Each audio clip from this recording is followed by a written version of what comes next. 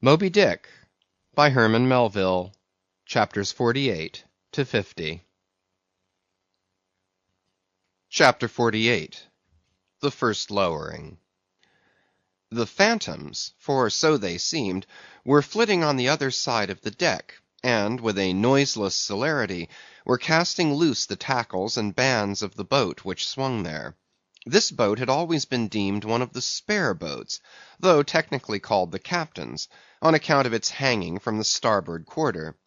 The figure that now stood by its bows was tall and swart, with one white tooth evilly protruding from its steel-like lips. A rumpled Chinese jacket of black cotton funereally invested him, with wide black trousers of the same dark stuff. But strangely crowning this ebonness was a glistening white-pleated turban, the living hair braided and coiled round and round upon his head. Less swart in aspect, the companions of this figure were of that vivid, tiger-yellow complexion peculiar to some of the aboriginal natives of the Manillas, a race notorious for a certain diabolism of subtlety, and by some honest white mariners supposed to be the paid spies and secret confidential agents on the water of the devil, their lord, whose counting-room they supposed to be elsewhere. While yet the wondering ship's company were gazing upon these strangers, Ahab cried out to the white-turbaned old man at their head, "All ready there, Fedallah?" "Ready," was the half-hissed reply. "Lower away then, d'ye hear?" shouting across the deck. "Lower away there, I say." Such was the thunder of his voice, that, spite of their amazement, the men sprang over the rail, the sheaves whirled around in the blocks, with a wallow the three boats dropped into the sea, while with a dexterous off-handed daring, unknown in any other vocation, the sailors, goat-like, leaped down the rolling ship's side into the tossed boats below. Hardly had they pulled out from under the ship's lee, when a fourth keel, coming from the windward side, pulled round under the stern, and showed the five strangers rowing Ahab, who, standing erect in the stern, loudly hailed Starbuck, Stubb, and Flask to spread themselves widely, so as to cover a large expanse of water. But with all their eyes again riveted upon the swart Fedallah and his crew, the inmates of the other boats obeyed not the command. "Captain Ahab," said Starbuck. "Spread yourselves," cried Ahab. "Give way, all four boats. Thou, Flask, pull out more to leeward." "Aye, aye, sir," cheerfully cried little King Post, sweeping round his great steering oar. "Lay back," addressing his crew. "There, there, there again! There she blows right ahead, boys! Lay back! Never heed yonder yellow boys, Archy." "Oh, I don't mind 'em, sir," said Archy. "I knew it all before now. Didn't I hear 'em in the hold? And didn't I tell Cabaco here of it? What say ye, Cabaco? They're stowaways, Mr. Flask." "Pull, pull, my fine hearts alive! Pull, my children! Pull, my little ones!" drawlingly and soothingly sighed Stubb to his crew, some of whom still showed signs of uneasiness. "Why don't you break your backbones, my boys? What is it you stare at? Those chaps in yonder boat? Tut! They are only 5 more hands come to help us. Never mind from where. The more the merrier. Pull then, do pull. Never mind the brimstone. Devils are good fellows enough. So, so. There you are now. That's the stroke for £1,000. That's the stroke to sweep the stakes. Hurrah for the gold cup of sperm oil, my heroes! 3 cheers, men, all hearts alive! Easy, easy. Don't be in a hurry. Don't be in a hurry. Why don't you snap your oars, you rascals? Bite something, you dogs. So, so, so then. Softly, softly. That's it. That's it. Long and strong. Give way there. Give way. The devil fetch ye, you ragamuffin rapscallions. You're all asleep. Stop snoring, ye sleepers, and pull. Pull, will ye? Pull, can't ye? Pull, won't ye? Why in the name of gudgeons and ginger cakes don't you pull? Pull and break something. Pull and start your eyes out. Here! whipping out the sharp knife from his girdle. "Every mother's son of ye draw his knife, and pull with the blade between your teeth. That's it, that's it. Now ye do something. That looks like it, my steel bits. Start her, my silver spoons. Start her, marling spikes." Stubb's exordium to his crew is given here at large, because he had a rather peculiar way of talking to them in general, and especially in inculcating the religion of rowing. But you must not suppose from this specimen of his sermonizings that he ever flew into downright passions with his congregation. Not at all, and therein consisted his chief peculiarity. He would say the most terrific things to his crew, in a tone so strangely compounded of fun and fury, and the fury seemed so calculated merely as a spice to the fun, that no oarsman could hear such queer invocations without pulling for dear life, and yet pulling for the mere joke of the thing. Besides, he all the time looked so easy and indolent himself, so loungingly managed his steering oar, and so broadly gaped, open-mouthed at times, that the mere sight of such a yawning commander, by sheer force of contrast, acted like a charm upon the crew. Then again, Stubb was one of those odd sort of humorists whose jollity is sometimes so curiously ambiguous as to put all inferiors on their guard in the matter of obeying them. In obedience to a sign from Ahab, Starbuck was now pulling obliquely across Stubb's bow, and when for a minute or so the two boats were pretty near to each other, Stubb hailed the mate. "Mr. Starbuck, larboard boat there, ahoy! A word with ye, sir, if ye please." "Hallo!" returned Starbuck, turning round not a single inch as he spoke, still earnestly but whisperingly urging his crew, his face set like a flint from Stubb's. "What think ye of those yellow boys, sir?" "Smuggled on board, somehow, before the ship sailed. Strong, strong boys!" in a whisper to his crew, then speaking out loud again. "A sad business, Mr. Stubb." See there, my lads." "But never mind, Mr. Stubb, all for the best. Let your crew pull strong, come what will. Spring, my men, spring. There's hogsheads of sperm ahead, Mr. Stubb, and that's what ye came for. Pull, my boys. Sperm's the play. This at least is duty, duty and profit hand in hand." "Aye, I thought as much," soliloquized Stubb, when the boats diverged. "As soon as I clapped eye on 'em, I thought so. Aye, that's what he went into the afterhold for so often, as Dough Boy long suspected. They were hidden down there. The white whale's at the bottom of it. Well, so be it. Can't be helped. All right, give way, men. It ain't the white whale to-day. Give way."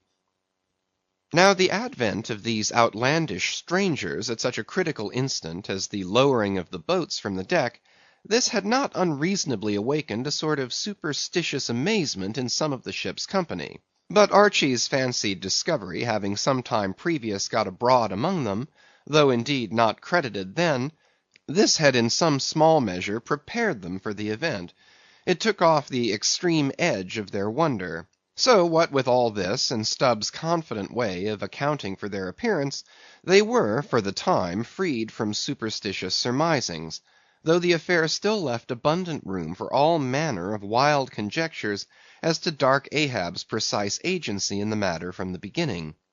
For me, I silently recalled the mysterious shadows I had seen creeping on board the Pequod during the dim Nantucket dawn, as well as the enigmatical hintings of the unaccountable Elijah.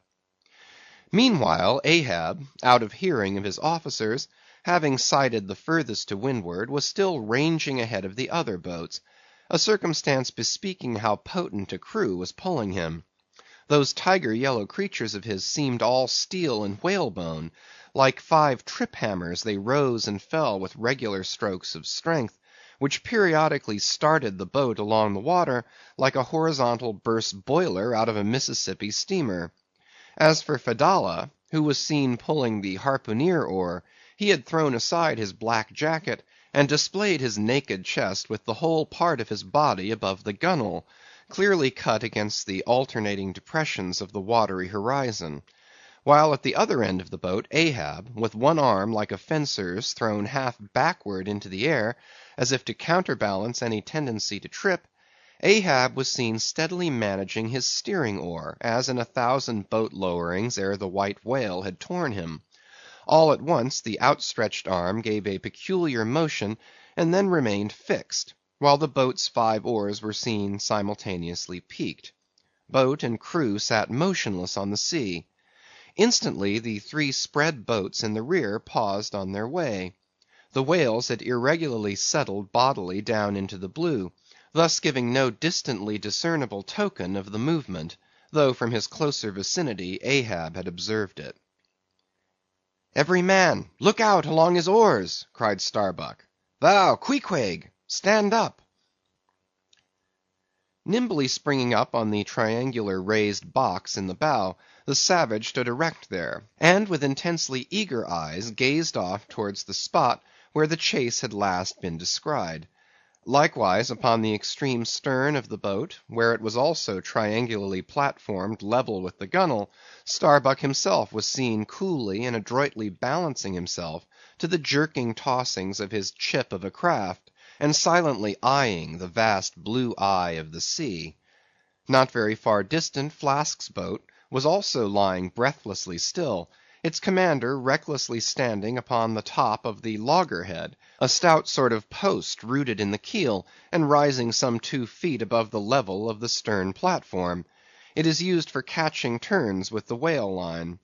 Its top is not more spacious than the palm of a man's hand, and standing upon such a base as that, Flask seemed perched at the masthead of some ship which had sunk to all but her trucks. But Little King Post was small and short, and at the same time Little King Post was full of a large and tall ambition, so that this loggerhead standpoint of his did by no means satisfy King Post. "I can't see 3 seas off. Tip us up an oar there, and let me on to that."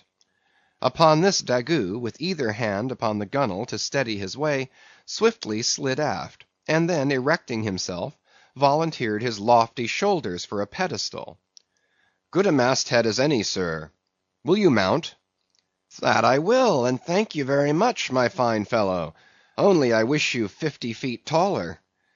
Whereupon, planting his feet firmly against 2 opposite planks of the boat, the gigantic negro, stooping a little, presented his flat palm to Flask's foot, and then putting Flask's hand on his hearse-plumed head, and bidding him spring as he himself should toss, with one dexterous fling landed the little man high and dry on his shoulders.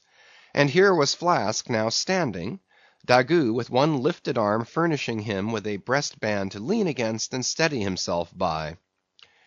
At any time it is a strange sight to the tyro to see with what wondrous habitude of unconscious skill the whaleman will maintain an erect posture in his boat, even when pitched about by the most riotously perverse and cross-running seas. Still more strange to see him giddily perched upon the loggerhead itself under such circumstances.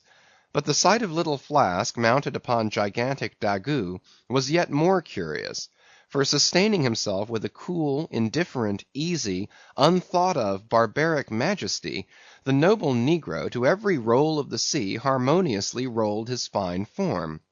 On his broad back, flaxen-haired Flask seemed a snowflake. The bearer looked nobler than the rider. Though truly vivacious, tumultuous, ostentatious little Flask would now and then stamp with impatience, but not one added heave did he thereby give to the negro's lordly chest. So have I seen passion and vanity stamping the living magnanimous earth, but the earth did not alter her tides and her seasons for that. Meanwhile Stubb, the third mate, betrayed no such far-gazing solicitudes. The whales might have made one of their regular soundings, not a temporary dive from mere fright. And if that were the case, Stubb, as his wont in such cases, it seems, was resolved to solace the languishing interval with his pipe. He withdrew it from his hat-band, where he always wore it aslant like a feather. He loaded it, and rammed home the loading with his thumb-end. But hardly had he ignited his match across the rough sandpaper of his hand, when Tashtego, his harpooneer, whose eyes had been setting to windward like two fixed stars, suddenly dropped like light from his erect attitude to his seat, crying out in a quick frenzy of hurry, "Down, down all, and give way! There they are!" To a landsman, no whale, nor any sign of a herring would have been visible at that moment; nothing but a troubled bit of greenish white water, and thin scattered puffs of vapor hovering over it, and suffusingly blowing off to leeward, like the confused scud from white rolling billows. The air around suddenly vibrated and tingled, as it were, like the air over intensely heated plates of iron. Beneath this atmospheric waving and curling, and partially beneath a thin layer of water also, the whales were swimming. Seen in advance of all the other indications, the puffs of vapor they spouted seemed their forerunning couriers and detached flying outriders. All 4 boats were now in keen pursuit of that one spot of troubled water and air. But it bade fair to outstrip them; it flew on and on, as a mass of interblending bubbles borne down a rapid stream from the hills. "Pull, pull, my good boys," said Starbuck in the lowest possible, but intensest concentrated whisper to his men, while the sharp fixed glance from his eyes darted straight ahead of the bow, almost seemed as 2 visible needles in 2 unerring binnacle compasses. He did not say much to his crew, though, nor did his crew say anything to him; only the silence of the boat was at intervals startlingly pierced by one of his peculiar whispers, now harsh with command, now soft with entreaty. How different the loud little king post! "Sing out and say something, my hearties! Roar and pull, my thunderbolts! Beach me on their black backs, boys! Only do that for me, and I'll sign over to you my Martha's Vineyard plantation, boys, including wife and children, boys! Lay me on! Lay me on! Oh, Lord, Lord, but I shall go stark, staring mad! See that white water!" And so shouting, he pulled his hat from his head, and stamped up and down on it; then picking it up, flirted it far off upon the sea, and finally fell to rearing and plunging in the boat's stern like a crazed colt from the prairie. "Look at that chap now," philosophically drawled Stubb, who, with his unlighted short pipe mechanically retained between his teeth at a short distance, followed after. "He's got fits, that Flask has. Fits? Yes, give him fits. That's the very word. Pitch fits into 'em. Merrily, merrily, hearts alive! Pudding for supper, you know. Merry's the word. Pull, babes! Pull, sucklings! Pull all! But what the devil are you hurrying about? Softly, softly, and steadily, my men. Only pull and keep pulling; nothing more. Crack all your backbones, and bite your knives in two, that's all. Take it easy. Why don't you take it easy, I say, and burst all your livers and lungs?" But what it was that inscrutable Ahab said to that tiger yellow crew of his, these were words best omitted here; for you live under the blessed light of the evangelical land. Only the infidel sharks in the audacious seas may give ear to such words, when with tornado brow, and eyes of red murder, and foam glued lips, Ahab leaped after his prey. Meanwhile all the boats tore on. The repeated specific allusions of Flask to that whale, as he called the fictitious monster which he declared to be incessantly tantalizing his boat's bow with its tail; these allusions of his were at times so vivid and lifelike, that they would cause some one or two of his men to snatch a fearful look over the shoulder. But this was against all rule, for the oarsmen must put out their eyes and ram a skewer through their necks; usage pronouncing that they must have no organs but ears, and no limbs but arms in these critical moments. It was a sight full of quick wonder and awe. The vast swells of the omnipotent sea, the surging hollow roar they made as they rolled along the 8 gunwales, like gigantic bowls in a boundless bowling green; the brief suspended agony of the boat, as it would tip for an instant on the knife‐like edge of the sharper waves, that almost seemed threatening to cut it in two; the sudden profound dip into the watery glens and hollows; the keen spurrings and goadings to gain the top of the opposite hill; the headlong, sled-like slide down its other side; all these, with the cries of the headsmen and harpooneers, and the shuddering gasps of the oarsmen, with the wondrous sight of the ivory Pequod bearing down upon her boats with outstretched sails, like a wild hen after her screaming brood; all this was thrilling. Not the raw recruit, marching from the bosom of his wife into the fever heat of his first battle; not the dead man's ghost encountering the first unknown phantom in the other world; neither of these can feel stranger and stronger emotions than that man does, who, for the first time, finds himself pulling into the charmed, churned circle of the hunted sperm whale. The dancing white water made by the chase was now becoming more and more visible, owing to the increasing darkness of the dun cloud shadows flung upon the sea. The jets of vapor no longer blended, but tilted everywhere to right and left; the whales seemed separating their wakes. The boats were pulled more apart, Starbuck giving chase to 3 whales running dead to leeward. Our sail was now set, and with the still rising wind we rushed along, the boat going with such madness through the water, that the lee oars could scarcely be worked rapidly enough to escape being torn from the rowlocks. Soon we were running through a suffusing wide veil of mist, neither ship nor boat to be seen. "Give way, men," whispered Starbuck, drawing still further aft the sheet of his sail. "There is time to kill a fish yet before the squall comes. There's white water again. Close to! Spring!" Soon after, 2 cries in quick succession on each side of us denoted that the other boats had got fast; but hardly were they overheard, when with a lightning-like, hurtling whisper Starbuck said, "Stand up!" and Queequeg, harpoon in hand, sprang to his feet. Though not one of the oarsmen was then facing the life and death peril so close to them ahead, yet with their eyes on the intense countenance of the mate in the stern of the boat, they knew that the imminent instant had come. They heard, too, an enormous wallowing sound, as of 50 elephants stirring in their litter. Meanwhile the boat was still booming through the mist, the waves curling and hissing around us like the erected crests of enraged serpents. "That's his hump! There! There!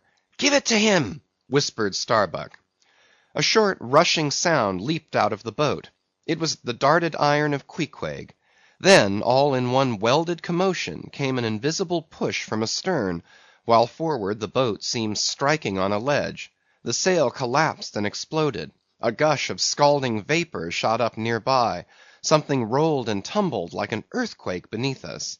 The whole crew were half suffocated as they were tossed, helter-skelter, into the white curdling cream of the squall.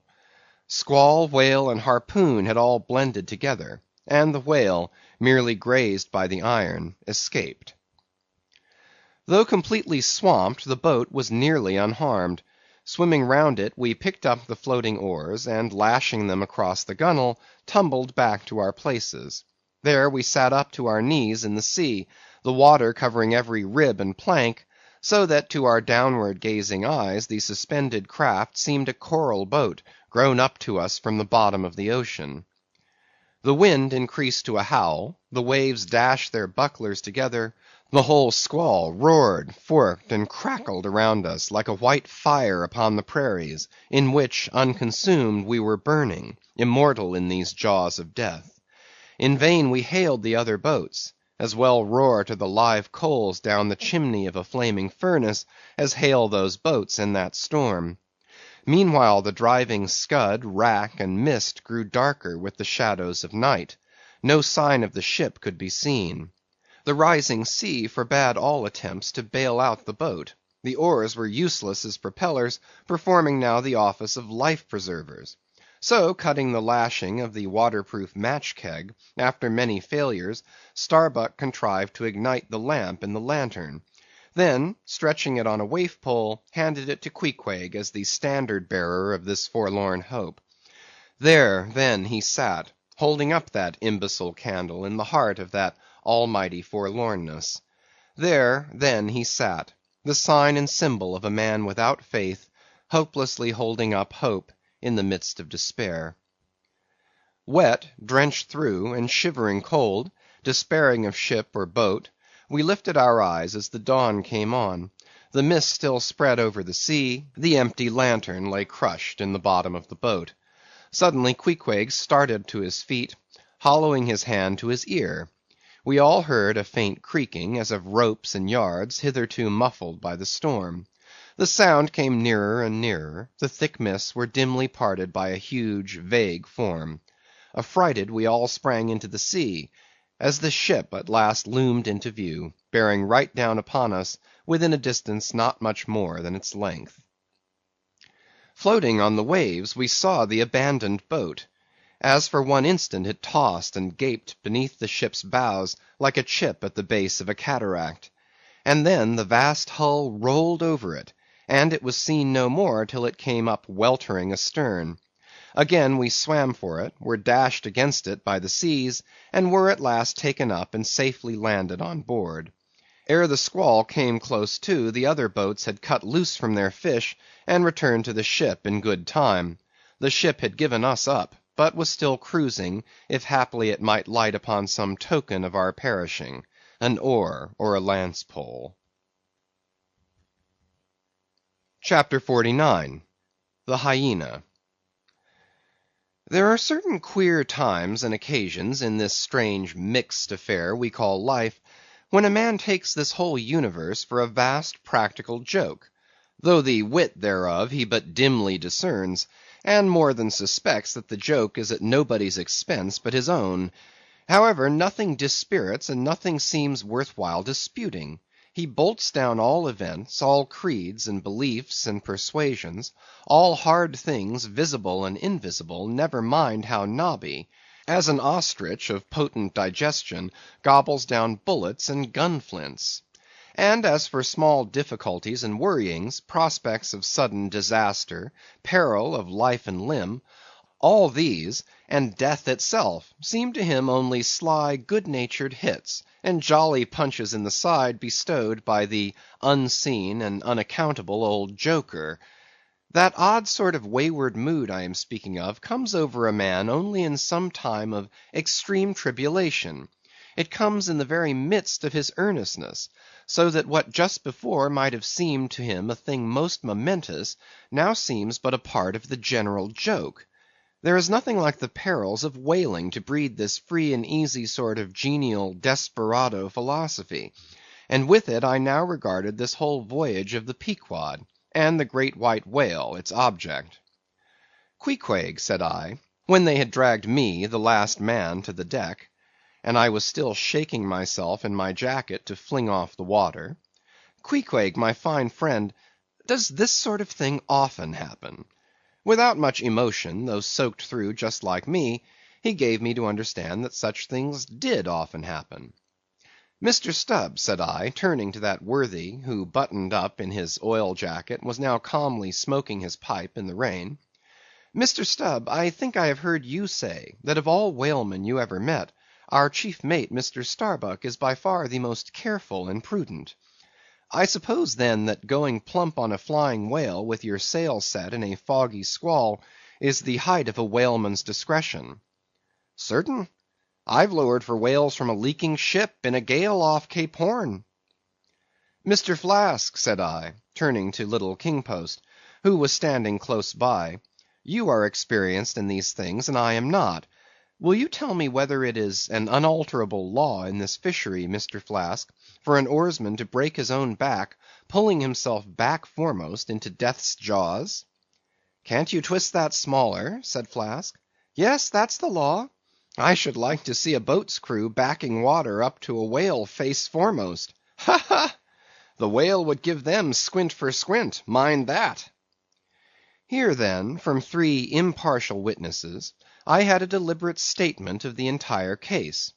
Considering, therefore, that squalls and capsizings in the water, and consequent bivouacs on the deep, were matters of common occurrence in this kind of life; considering that at the superlatively critical instant of going on to the whale, I must resign my life into the hands of him who steered the boat; oftentimes a fellow who, at that very moment, is in his impetuousness upon the point of scuttling the craft with his own frantic stampings; considering that the particular disaster to our own particular boat was chiefly to be imputed to Starbuck's driving on to his whale almost in the teeth of a squall; and considering that Starbuck, notwithstanding, was famous for his great heedfulness in the fishery; considering that I belonged to this uncommonly prudent Starbuck's boat; and finally considering in what a devil's chase I was implicated, touching the White Whale; taking all things together, I say, I thought I might as well go below and make a rough draft of my will.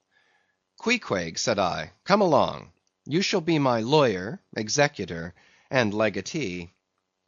It may seem strange that of all men, sailors should be tinkering at their last wills and testaments; but there are no people in the world more fond of that diversion. This was the 4th time in my nautical life that I had done the same thing. After the ceremony was concluded, upon the present occasion, I felt all the easier; a stone was rolled away from my heart. Besides, all the days I should now live would be as good as the days that Lazarus lived after his resurrection; a supplementary clean gain of so many months or weeks, as the case might be. I survived myself; my death and burial were locked up in my chest. I looked round me tranquilly and contentedly, like a quiet ghost with a clean conscience sitting inside the bars of a snug family vault. Now then, thought I, unconsciously rolling up the sleeves of my frock, here goes for a cool, collected dive at death and destruction, and the devil fetch the hindmost. CHAPTER 50. Ahab's Boat and Crew. Fedallah. "Who would have thought it, Flask?" cried Stubb. "If I had but one leg, you would not catch me in a boat, unless maybe to stop the plug hole with my timber toe. Ha! He's a wonderful old man." "I don't think it so strange, after all, on that account," said Flask. "If his leg were off at the hip, now, it would be a different thing; that would disable him. But he has one knee, and a good part of the other left, you know."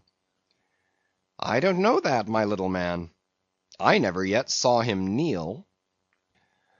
Among whale-wise people it has often been argued whether, considering the paramount importance of his life to the success of the voyage, it is right for a whaling captain to jeopardize that life in the active perils of the chase.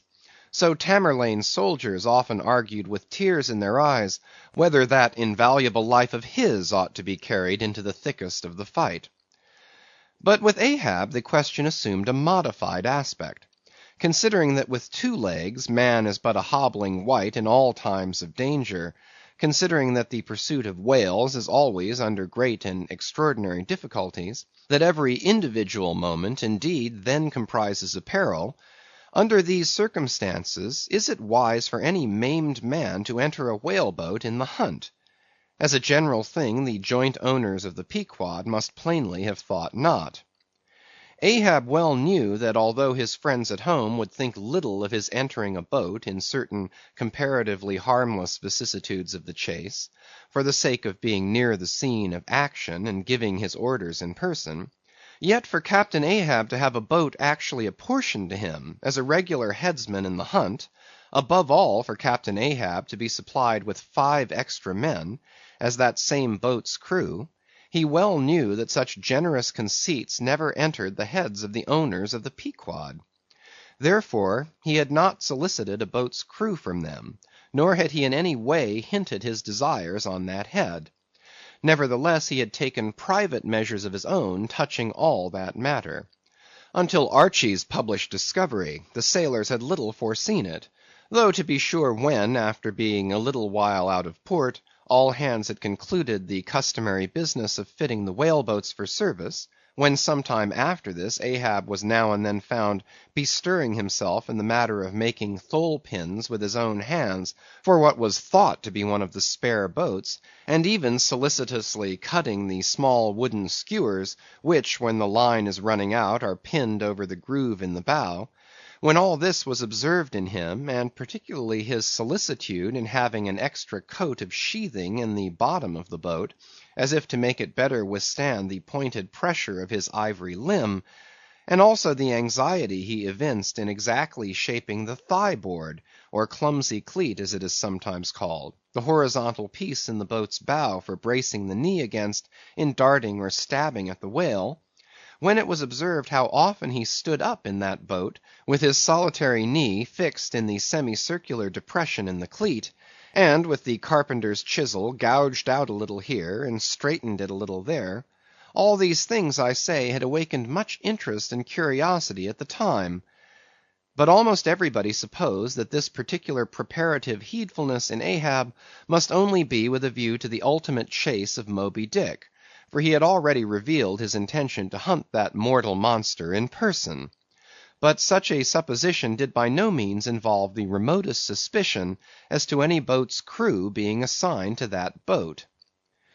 Now, with the subordinate phantoms, what wonder remained soon waned away; for in a whaler wonders soon wane. Besides, now and then such unaccountable odds and ends of strange nations come up from the unknown nooks and ash holes of the earth to man these floating outlaws of whalers, and the ships themselves often pick up such queer castaway creatures, found tossing about the open sea on planks, bits of wreck, oars, whale boats, canoes, blown off Japanese junks, and what not, that Beelzebub himself might climb up the side and step down into the cabin to chat with the captain, and it would not create any unsubduable excitement in the forecastle. But be all this as it may, certain it is, that while the subordinate phantoms soon found their place among the crew, though still, as it were, somehow distinct from them, yet that hair-turbaned Fedallah remained a muffled mystery to the last. Whence he came in a mannerly world like this, by what sort of unaccountable tie he soon evinced himself to be linked with Ahab's peculiar fortunes, nay, so far as to have some sort of half-hinted influence, Heaven knows. But it might have been even authority over him; all this none knew. But one cannot sustain an indifferent air concerning Fedallah. He was such a creature as civilized domestic people in the temperate zone only see in their dreams, and that but dimly; but the like of whom now and then glide among the unchanging Asiatic communities, especially the Oriental isles to the east of the continent, those insulated, immemorial, unalterable countries, which even in these modern days still preserve much of the ghostly aboriginalness of the earth's primal generations, when the memory of the first man was a distinct recollection, and all men his descendants, unknowing whence he came, eyed each other as real phantoms, and asked of the sun and the moon why they were created, and to what end; when though, according to Genesis, the angels indeed consorted with the daughters of men, the devils also, add the uncanonical rabbins, indulged in mundane amours.